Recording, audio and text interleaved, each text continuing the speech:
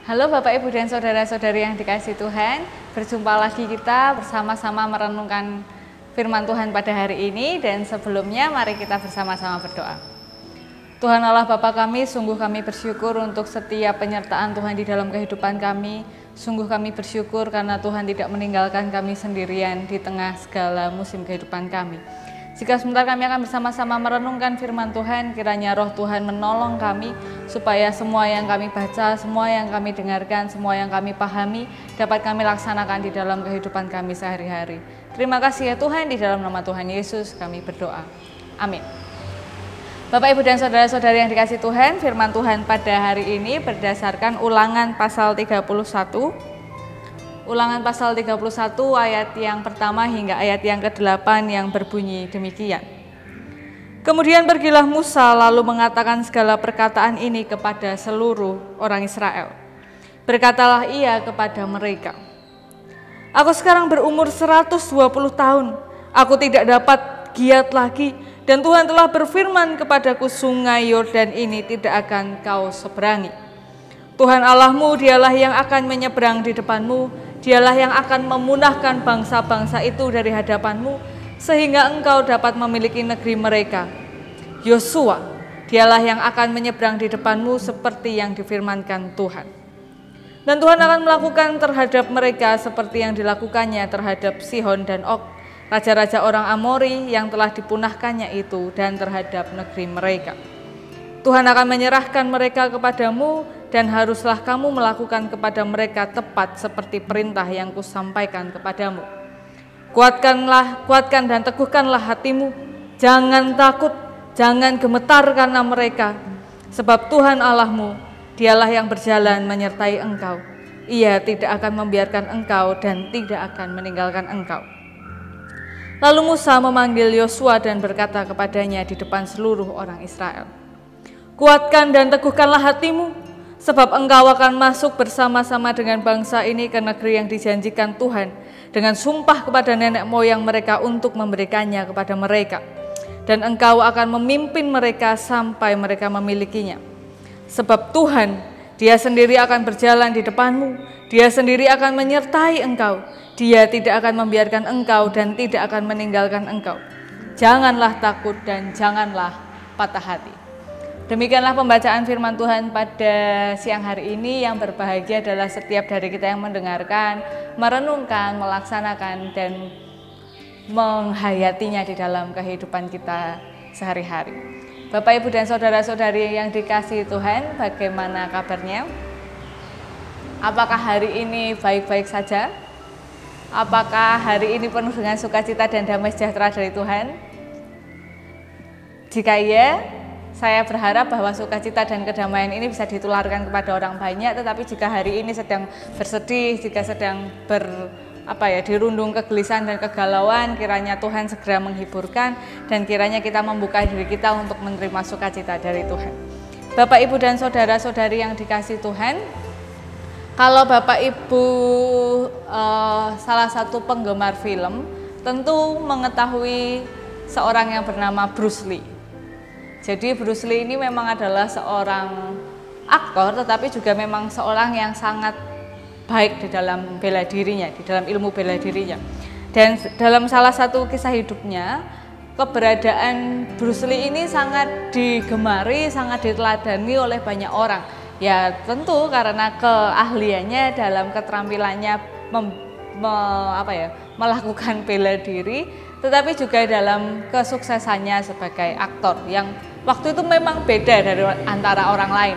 Mungkin orang lain ketika melakukan adegan-adegan yang penuh kekerasan, mereka harus digantikan orang lain, sedangkan Bruce Lee bisa melakukannya sendiri. Dan memang saya pernah membaca bahwa Bruce Lee itu harus memperlambat gerakannya karena kamera tidak bisa mengikuti kecepatan geraknya. Ya kan, itu kan zaman dulu dan memang mungkin teknologinya belum canggih, sedangkan gerakan Bruce Lee sangat cepat. Nah, lalu seperti yang kita ketahui bersama bahwa Bruce Lee memang meninggal di usia yang memang belum sangat tua, jadi memang masih bisa dianggap muda. Lalu setelah meninggalnya Bruce Lee, ada sebuah kisah dan seorang laki-laki bernama Jackie Chan. Jadi Jackie Chan itu dulu sempat bermain film bersama dengan Bruce Lee, tapi hanya sebagai pemeran figuran, jadi tidak bermain di depan layar secara sungguh-sungguh. Tetapi kemudian ketika Bruce Lee sudah tiada dan ada kehilangan sosok seorang Bruce Lee, dia berpikir bahwa saya harus punya ciri khas yang berbeda dengan Bruce Lee.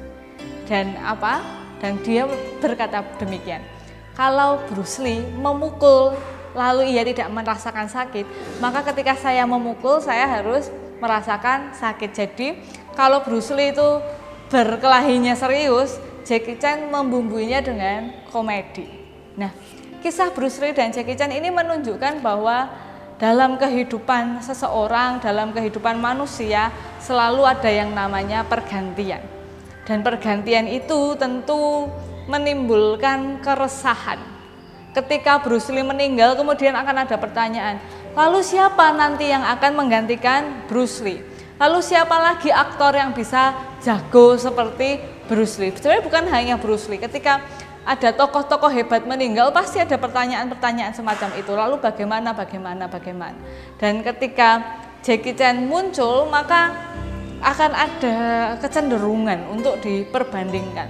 Maka dari itu dia langsung memilih bahwa saya harus beda, karena tidak akan pernah ada Bruce Lee yang kedua.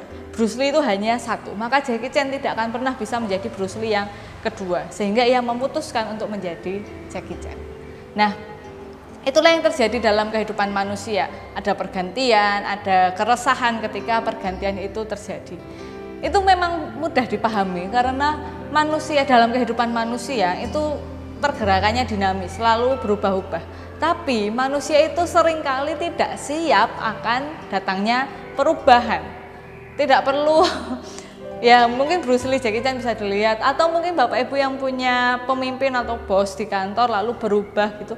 Kan kadang masih enak yang kemarin, enak zamanku toh dan lain-lain, atau wah enak yang sekarang ya, yang kemarin begini. Selalu ada perbandingan dan keresahan, ketakutan.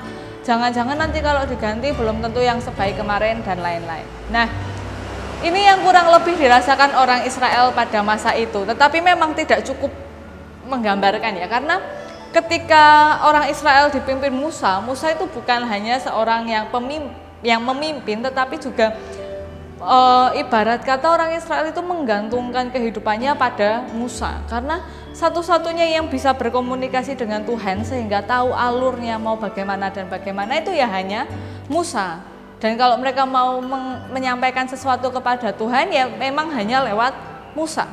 Lalu ketika Musa ini masanya sudah berakhir, lalu harus bagaimana? Dan mereka melihat bagaimana Tuhan berkarya melakukan hal-hal yang besar sekali lewat diri seorang Musa.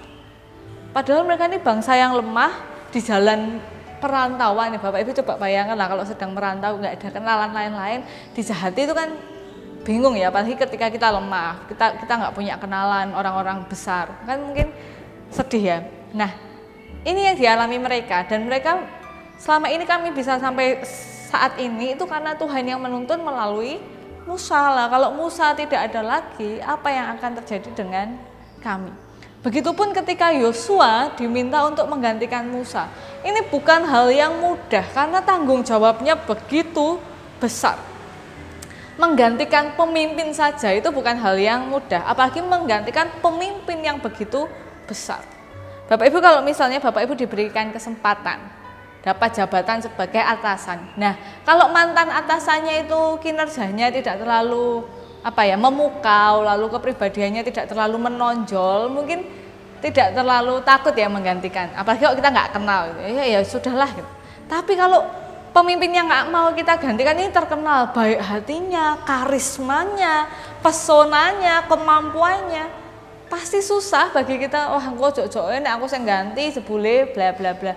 Wah, aku kan ra iso nek koyo wong kae. Saya kan nggak bisa dan lain-lain. Nah, ini bisa dipahami dan itu mungkin dialami oleh Yosua. Memang benar Yosua ini juga terlibat beberapa kali dalam karya Tuhan bersama dengan Musa. Yosua terlibat dalam hal-hal yang memang menakjubkan. Tetapi beda ya, kalau jalan punya mentor sama jalan sebagai mentor itu kan beda. Nah, dalam keadaan risau dan galau tapi tidak bisa kompromi lagi ya kan. Ini Musa kan sudah memang tua, memang sudah waktunya sudah cukup begitu kan, nggak bisa dipaksa kayak pensiun itu loh, ya ditambah lagi ditambah, kan nggak bisa, ini sudah tidak bisa dikompromikan lagi. Maka jalan terakhir adalah mempersiapkan hatinya orang-orang termasuk hatinya Yosua untuk menerima perubahan. Apa yang tidak bisa ditolak lagi, tidak bisa diganti lagi, maka harus diterima. Dan perubahan ini memang harus diterima. Maka yang dipersiapkan oleh Musa saat itu adalah menguatkan hati orang Israel dan Yosua. Dan menguatkan hatinya adalah, ini yang pertama untuk orang Israel, kuatkan dan teguhkanlah hatimu, jangan takut dan jangan gemetar karena mereka. Sebab Tuhan Allahmu dialah yang berjalan menyertai engkau, Ia tidak akan membiarkan engkau dan tidak akan meninggalkan engkau. Kalau kita baca di ayat-ayat sebelumnya, Musa itu menjelaskan bahwa sama seperti Tuhan itu menyertai mereka sebelumnya, Tuhan juga akan menyertai mereka setelah Musa tidak ada lagi bersama-sama dengan mereka. Artinya adalah karya Tuhan itu tidak bergantung pada Musa. Ada Musa, tidak ada Musa, Tuhan itu akan tetap berkarya. Jadi tidak perlu terlalu khawatir, tidak perlu terlalu takut. Apapun yang dihadapi, perubahan apapun yang dihadapi ya diterima, ya boleh dikritisi tentu, tapi kita harus belajar ikhlas, belajar menerima yang namanya perubahan. Nah, begitu juga dengan kehidupan kita saat ini. Kehidupan kita saat ini penuh dengan banyak perubahan, dan saya dengar banyak sekali orang-orang menyalahkan pemerintah, menyalahkan tenaga medis, menyalahkan orang lain. Nah, tapi perubahan ini bukan sesuatu yang bisa kita tolak. Ya, walaupun memang beberapa orang akhirnya terinfeksi atau terdampak virus corona ini bukan karena mereka memang tidak berhati-hati, kan ada ya. Jadi memang ngeyel gitu, disuruh di rumah tapi malah begini begitu ya. Tapi tidak perlu lagi disalahkan bahwa semua ini harus dihadapi. Yang bisa kita lakukan adalah menguatkan diri kita dan jangan gemetar. Ini penting loh Bapak Ibu. Kalau kita gemetar, kalau kita khawatir, semuanya akan dilalui dengan sangat berat. Apalagi sih, Tuhan harus bilang apalagi ke kita semua tentang jangan khawatir, jangan gemetar, kuatkanlah hatimu. Karena itu yang bisa kita lakukan saat ini, kuat hati. Untuk melakukan segala sesuatu, dan ingat untuk tetap taat kepada Tuhan, untuk melakukan apa yang dikatakan oleh Tuhan. Tuhan memang nggak pernah nyuruh kita pakai masker Bapak Ibu, ini saya kebetulan pakai masker, tapi tenaga medis yang sudah diberikan Tuhan kepada kita ini kan tenaga medis yang mengorbankan banyak hal untuk kita, meminta kita pakai masker. Kemarin sore saya pergi berbelanja dengan suami saya karena memang ada bahan pangan yang sudah habis di rumah, jadi mau nggak mau kami harus pergi. Dan seperti biasa kami pergi menggunakan masker. Lalu di jalan saya bilang sama suami saya, kok sekarang ini ya orang-orang sudah mulai semakin percaya diri ya, sudah tidak ada lagi yang menggunakan sudah banyak orang yang mulai tidak menggunakan masker di jalanan. Lalu dia berkata, ya namanya orang mungkin sudah capek dan lain-lain, tapi kan lebih baik kita mengantisipasi daripada menyesal di kemudian hari. Nah ini lucu gitu. Orang takut, orang khawatir tapi ngeyel. Nah ini mari kita menguatkan hati kita, meneguhkan iman kita dan taat kepada Tuhan. Bapak Ibu, Tuhan itu sudah menolong kita melewati banyak hal di kehidupan kita. Zaman DBD, zaman malaria, zaman SARS, zaman flu burung dan lain-lain. Tuhan itu menyertai manusia loh. Nah ya kok masih tidak percaya bahwa Tuhan juga akan menyertai kita menghadapi COVID-19 ini. Itu yang pertama. Lalu yang kedua, untuk Yosua, Musa kuatkan dan teguhkan hatimu, sebab engkau akan masuk bersama-sama dengan bangsa ini ke negeri yang dijanjikan Tuhan dengan sumpah nenek moyang mereka untuk memberikannya kepada mereka, dan engkau akan memimpin mereka sampai mereka memilikinya, sebab Tuhan Dia sendiri akan berjalan di depan.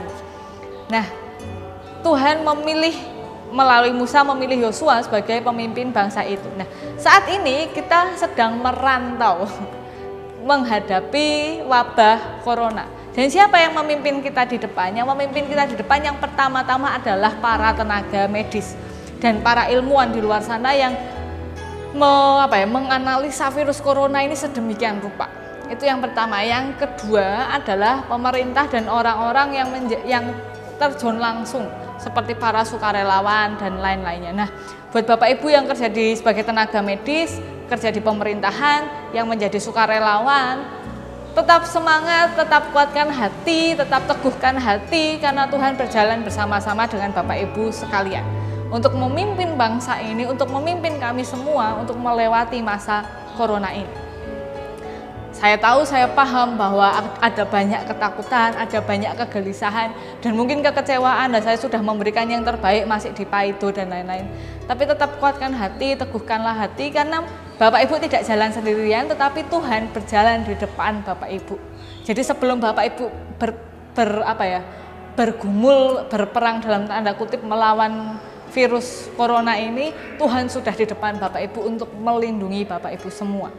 Dan dengan semua yang bisa Bapak Ibu lakukan, Tuhan merangkul Bapak Ibu dimanapun berada. Jadi tetap semangat, kuatkanlah hati. Dan kalau ada banyak orang komplain, banyak orang mengeluh, banyak orang mengkritik, ya sudahlah. Namanya juga manusia. Tetapi mari tetap melakukan yang terbaik kepada Tuhan. Dan melalui hal-hal yang diserahkan kepada kita. Yang menjadi sukarelawan tetap semangat, yang menjadi tenaga medis, Tuhan memberkati Bapak Ibu dimanapun berada, tetap semangat, tetap menguatkan hati. Jadi pada hari ini kita diingatkan untuk menguatkan hati, baik yang dipimpin maupun yang memimpin. Dan masa perubahan ini cukup menakutkan, dan di bagian tenaga medis sudah banyak dokter yang gugur, dan yang gugur itu bukan dokter biasa, banyak-banyak spesialis. Lalu dokter-dokter yang mungkin kemarin-kemarin masih belum banyak sekali pasiennya, sekarang harus bergumul dengan banyak hal, atau perawat-perawat baru yang kemarin pekerjaannya tidak sepusing sekarang harus sangat pusing. Perubahan ini harus diterima, dan mari meneguhkan hati dan tetap menguatkan diri dan menjaga kesehatan. Mari kita berdoa. Tuhan, pada hari ini secara khusus kami berdoa bagi saudara-saudara kami yang memimpin kami dalam menghadapi COVID-19 ini, baik tenaga medis, baik pemerintah, sukarelawan, atau siapapun mereka, dimanapun Tuhan menempatkan mereka. Kiranya Tuhan menguatkan mereka di dalam setiap aktivitas mereka. Tuhan meneguhkan hati mereka supaya mereka fokus dalam pelayanan mereka dan berpegang bahwa Tuhan ada bersama-sama dengan kami. Tuhan maju bersama-sama dengan mereka.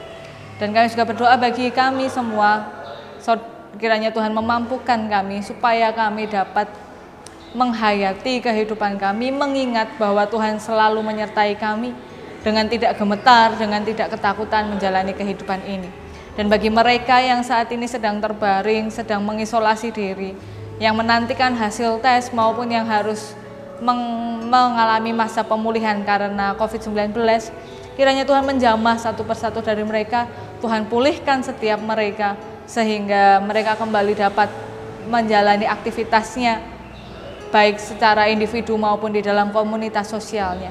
Kiranya Tuhan menolong mereka semua, dan memberikan pengharapan bagi mereka, bahwa semuanya, segala sesuatunya akan berakhir dengan baik. Dan ampuni kami jika dalam kehidupan kami masih banyak dosa dan kesalahan. Di dalam nama Tuhan Yesus kami berdoa. Amin. Ya, demikian yang dapat saya sampaikan. Semoga dapat menguatkan kita. Jangan lupa Bapak Ibu untuk tetap memakai masker, jangan lupa cuci tangan dan lain-lain.